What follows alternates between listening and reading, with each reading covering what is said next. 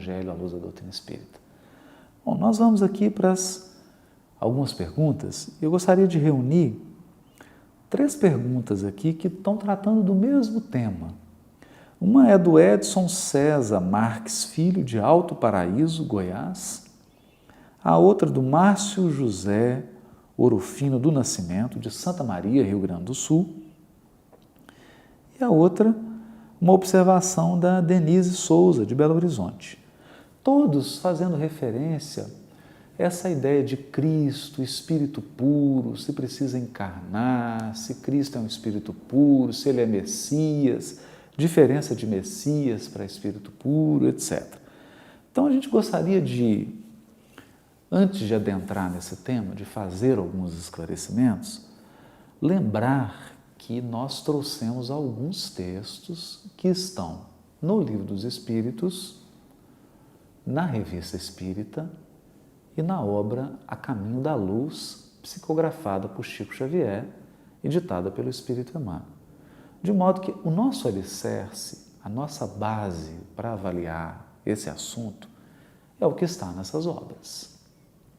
E nós temos uma absoluta confiança na obra do Chico e na obra de Kardec. E a utilizamos como um alicerce inquestionável, porque, como nos disse o Cristo, reconhece-se a árvore pelos seus frutos. A árvore, Allan Kardec, está checada, avaliada, os frutos são inquestionáveis, né? E a árvore Chico Xavier também. Basta pensar na vida desse médium, no exemplo dele, em mais de 85 anos de vida, na obra que ele deixou, mais de 400 obras. Então, essas 2 árvores nós não temos a menor dúvida. Agora, não queremos impor isso a ninguém. Se a pessoa não entende que não deva seguir essas obras, aí é uma opção pessoal do espírito, ele é livre para pensar, mas não é o nosso caso. No nosso caso, nós estamos aqui baseando toda a nossa reflexão, todo o nosso estudo na obra de Kardec e na obra de Chico Xavier, principalmente, e de outros médiuns, de outras obras subsidiárias também, que agregam, né, várias outras obras, mas principalmente nessas 2 obras. E fazemos com absoluta convicção, absoluta confiança, e fugindo aí de elucubrações que escapam da nossa capacidade de percepção. É preciso dizer isso. Nós não sabemos nada dos espíritos puros. Nós não sabemos nada dos Cristos. É importante dizer isso. Está muito além da percepção de um encarnado. Nós somos espíritos que estamos ainda sujeitos ao aperfeiçoamento na Terra. Nós estamos ainda num nível da evolução espiritual que necessita de um corpo físico. Então, não temos nenhum elemento para avaliar sobre espírito puro, sobre distinção de espíritos puros, sobre natureza dos Cristos. Então, é bom, vamos dizer assim, levar isso a sério, porque senão nós vamos ficar discutindo aqui o sexo dos anjos. Vamos estar discutindo temas que fogem da nossa compreensão e que vai demorar ainda muitos milênios para que a gente possa ter acesso a esses fatos, ter acesso à vida, à natureza, o caráter dos espíritos puros e dos espíritos que já são crísticos, né? Então é importante a gente ter uma ideia geral, é importante entender os aspectos gerais do tema e entender como está colocado na obra de Kardec, na Revista Espírita, na obra de Leon Denis e na obra A Caminho da Luz, que o governador espiritual do planeta é Jesus Cristo. Esse é o espírito mais puro que já veio à Terra. Veio em missão de Cristo, encarnou não porque ele precise, né?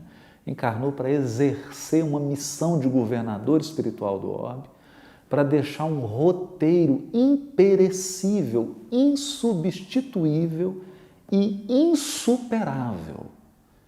Isso está muito claro na questão 625 do Livro dos Espíritos e está mais claro ainda no livro A Caminho da Luz e no livro O Consolador. Né? Jesus é o Espírito guia, Ele é o Espírito modelo. Ele só encarnou no orbe para nos deixar um roteiro insubstituível, inigualável de purificação espiritual, de aperfeiçoamento espiritual. Então, quanto a isso, não há a dizer nada. Se a pessoa não quer aceitar isso, aí é uma decisão pessoal. Nós, aqui do ser, especialmente eu, não tenho a menor dúvida disso, estou absolutamente convencido disso. Absolutamente convencido. E isso é o máximo que eu posso oferecer. Não tem sentido ficar entrando numa querela, numa discussão, querendo impor. Cada um é livre para pensar, para decidir seus caminhos, mas nós aqui seguimos o que está na obra de Kardec, o que está na obra de Chico Xavier e na obra subsidiária. E isso para nós é ponto pacífico e é a partir dele que nós realizamos o nosso estudo do Gênesis. Nós gostaríamos só de salientar uma coisa com relação à escala espírita. Porque ficou uma dúvida aí, chegou o espírito puro e todo mundo está imaginando que chegou no espírito puro, a evolução para. Não para, a evolução é infinita. Infinita. Ninguém para de aperfeiçoar-se. Nenhum espírito criado deixa de evoluir. Isso é o que se aprende quando se faz uma leitura de toda a obra de Kardec, uma leitura cuidadosa, silenciosa, serena, reflexiva. Chega-se facilmente a essa conclusão. Só Deus é soberanamente perfeito e imutável. O único imutável é Deus, porque Ele já é perfeito. Todas as criaturas são mutáveis, estão sujeitas a um processo de aperfeiçoamento. Já falamos isso aqui, já explicamos em várias aulas do Gênesis, citamos os textos, então a gente acha desnecessário ficar repetindo isso. Então, quando o espírito chega a esse grau de espírito puro, vamos imaginar, se ele se torna um espírito puro, ele não precisa mais, não precisa. Não significa que ele não encarne. Se ele quiser encarnar, ele encarna. Se o espírito puro quiser encarnar, ele encarna. Não há nada que o impeça. E se ele o faz, faz em missão. Ou pode encarnar para resgatar, por exemplo, um espírito amado. Então, se ele quiser, ele encarna. Ele não precisa. Então, a diferença entre precisar e querer. Eu, por exemplo, se eu quiser não encarnar, eu não posso. Não posso escolher não encarnar, porque eu estou sujeito à encarnação, porque não estou ainda nessa ordem de espírito puro que não necessita mais da encarnação. Então, a gente percebe nas perguntas que há uma certa confusão. Né? O espírito puro encarna? Ele encarna, se ele quiser, ele encarna 100 anos. Isso não é problema. Mas ele não precisa encarnar e geralmente não o faz. Geralmente não faz, mas quando o faz em função de uma grande missão a ser desempenhada no orbe, naquele lugar em que ele está encarnando. Então, esse é um ponto importante, precisa ser frisado. Outra coisa, digamos que o espírito atinge o nível de espírito puro. Aí ele tem 100 anos que ele é espírito puro. Será que ele é igual a um outro espírito que já tem 1000 anos que é espírito puro? Claro que não, né? Agora vamos imaginar um espírito que tem 100 anos que ele é espírito puro em comparação com o outro que tem 1 milhão de anos que é espírito puro. É claro que não é a mesma coisa. Agora vamos imaginar um espírito que tem 100 anos que é espírito puro e um outro que tem 1 bilhão de anos que é espírito puro. Tem diferença, não tem? Tem diferença. Tem diferença. Agora vamos imaginar um espírito que é um Cristo. Ele tem 1 milhão de anos que ele é um Cristo. Aí chega um outro que tem 5 bilhões de anos que é um Cristo. É a mesma coisa? Não é. Não é a mesma coisa. Então é preciso a gente entender isso. Né? É infinito? Confunde a nossa cabeça? Confunde mesmo. Porque o universo é infinito, a evolução é infinita. Deus escapa da nossa compreensão. É isso mesmo. É por isso que o Chico Na entrevista com Herculano Pires, já citamos isso, é só olhar as outras aulas anteriores de Gênesis, relata para Herculano Pires que Jesus é um Cristo do planeta, mas ele não é o Cristo do sistema solar.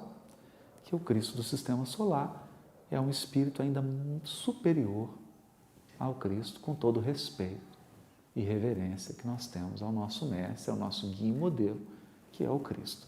Então é preciso abrir a mente. E eu, para encerrar esse assunto, gostaria de ler um trechinho da questão 100 do Livro dos Espíritos. Porque antes de classificar a escala espírita, Kardec faz umas observações. E ele chama de observações preliminares. Olha o que Kardec diz. A classificação dos espíritos se baseia no grau de adiantamento deles, nas qualidades que já adquiriram e nas imperfeições de que ainda terão de despojar-se. Então, são esses os 3 critérios que Kardec adotou para construir a classificação. Ora, o que ele vai dizer? Esta classificação, aliás, nada tem de absoluta. Então, o problema que eu percebo nas perguntas, das dúvidas que estão surgindo, é que está tendo uma interpretação assim fundamentalista desse tema. Não pode. Isso aqui é uma classificação para facilitar o nosso entendimento. Mas essa classificação nada tem de absoluta. Se você adotar outros critérios que não sejam esses 3 adotados por Kardec, você pode montar uma classificação diferente. Qual que é o problema? Classificações são classificações. E é isso que Kardec vai dizer. Ele diz assim: apenas no seu conjunto, cada categoria apresenta caráter definido. Apenas no conjunto. De um grau a outro, a transição é insensível. E nos limites, os matizes se apagam, como nos reinos da natureza, como nas cores do arco-íris, ou ainda como nos diferentes períodos da vida de um homem. Você não consegue dizer exatamente que dia que entrou na adolescência. Não é assim que funciona. Você não consegue dizer que dia exato que entrou na velhice. Não é assim que funciona. É um processo. Aqui também. Então é preciso entender esse matiz. Tem uma zona cinzenta, tem uma fase que você não consegue distinguir. Não é? Então isso aqui é um recorte, é para facilitar a nossa compreensão. E não para a gente levar isso ao pé da letra e ficar se apegando a ferro e fogo. Né? Aí ele continua. Podem, pois, formar-se maior ou menor número de classes. Kardec dividiu em 3, mas é ele que está dizendo. Você quer fazer mais classes? Pode fazer. Você pode fazer uma classificação aqui em 578 classes. Pode. 1,5 milhão de classes? Pode. Se você quiser pegar a terceira classe, que são os espíritos puros, e dividir em 1 milhão de classes, você pode. Pode. O que Kardec está dizendo é que ele fez um sistema para facilitar. Fez 3. Então, é óbvio que é mais simples, mas também mais incompleto. Porque ele está pegando os aspectos gerais. Ele está fazendo uma panorâmica. Se a gente for levar isso aqui, querer enquadrar como se fosse uma classificação absoluta, nós estamos fazendo uma interpretação fundamentalista. E é o próprio Kardec que está dizendo: podem, pois, formar-se maior ou menor número de classes, conforme o ponto de vista sobre o qual se considere a questão. Dá-se aqui o que se dá com todos os sistemas de classificação científica. Esses sistemas podem ser mais ou menos completos, mais ou menos racionais, mais ou menos cômodos para a inteligência. Sejam, porém, quais forem, nada alteram as bases da ciência. Quer dizer, não é a classificação dos espíritos que vai alterar, não é? Assim, interrogados sobre esse ponto, é natural que os espíritos hajam divergido quanto ao número das categorias. Então, quando Kardec perguntou, os próprios espíritos divergiram, porque cada um classificava de um jeito. Natural. Sem que isso tenha maiores inconvenientes. Entretanto, alguns se agarraram a essa contradição aparente, sem refletirem que os espíritos ligam a menor importância ao que é meramente convencional. Para eles, o pensamento é tudo. Deixam-nos a forma, a escolha dos termos, a classificação, numa palavra, os sistemas. Então, essa classificação aqui é dos humanos. É nossa, para facilitar a nossa compreensão. A nossa compreensão. Quanto mais superior um espírito, menos ele se liga a esse tipo de classificação. Porque ele está preocupado com a ideia. E qual que é a ideia central? Qual que é a ideia central? Vamos lá. São 3 categorias. Qual que é a terceira, a última ordem? Espíritos imperfeitos. Qual que é a característica dele? Kardec coloca características gerais.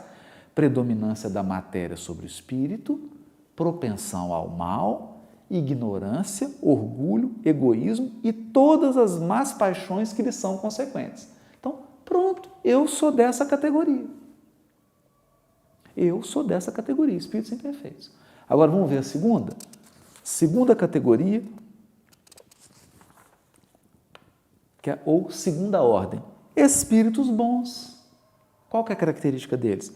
Predominância do espírito sobre a matéria, desejo do bem, suas qualidades e poderes para fazer o bem estão em relação com o grau de adiantamento que haja alcançado. Uns têm ciência, outros a sabedoria, outros a bondade. Então, nessa categoria aqui, na segunda ordem, uns desenvolveram mais inteligência, outros desenvolveram mais o amor. Os mais adiantados, aliás, aliam o saber às qualidades morais. Então, os mais adiantados dessa segunda ordem, olha que interessante, porque tem uma gradação.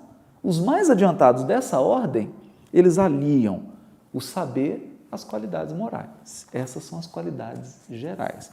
Agora vamos ver a primeira ordem, os espíritos puros. Características gerais.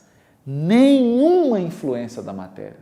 Não é predominância da matéria, do espírito sobre a matéria, não. É nenhuma influência da matéria. Superioridade intelectual e moral absoluta. Olha só. Eles já conseguiram harmonizar inteligência e sentimento, inteligência e amor, sabedoria e amor. Agora, olha que interessante, é superioridade intelectual e moral absoluta com relação aos espíritos das outras ordens, com relação aos da terceira ordem e com relação aos da segunda, não com relação ao que está em cima. Então, esse é o quadro geral. E na Revista Espírita, já citamos, fevereiro de 1868, São Luís, Lamennais, Lacordaire vão dizer o quê? Que nos últimos graus da escala dos espíritos puros, ou seja, quando você chega a espírito puro, tem nova escala, nos últimos graus estão os cristos. Então, esse aqui é o raciocínio, esse aqui é o ponto geral que nós temos que pensar, mas sem ficar preso a sistemas, sem ficar preso a terminologia, a palavra, entender a ideia. Entendeu a ideia, está resolvido. Não é? E o mais importante, quem dirige o planeta Terra? Quem dirige? Quem é o governador da Terra? Quem coordena a evolução de mais de 22 bilhões de espíritos que evoluem na Terra? O espírito mais evoluído que dirige todo mundo é Jesus. Ele é o governador do planeta. Ele é o guia da humanidade. Ele é o modelo da humanidade. Ele é um Cristo. O que significa ser um Cristo? Ele tem bilhões de espíritos puros sob a orientação dele. Ele construiu o planeta sob as vistas de Deus. Ponto. Ele pode encarnar? Pode, onde ele quiser, quando ele quiser, do jeito que ele quiser. Na Terra, ele encarnou uma só vez. Isso é o que está na Gênese, é o que está no Livro dos Espíritos, é o que está na obra do Chico. Uma só vez. Por que ele encarnou? Para trazer a mensagem imperecível e insuperável do Evangelho. Gente, ponto. Essa é a nossa base, esse é o nosso ponto de partida para estudar o Gênesis. É a partir disso que nós raciocinamos, ponto final. Esse é o nosso alicerce. E nós aqui do Ser, eu estou absolutamente convencido disso, ponto final. Tem gente que diz o contrário? Tem. Tem espírito que diz outra coisa? Tem. Mas eu fico com Kardec, fico com a obra de Chico Xavier e com a outra obra subsidiária e ponto final. Cada um tem a liberdade de seguir o que entender. Essa é a nossa posição.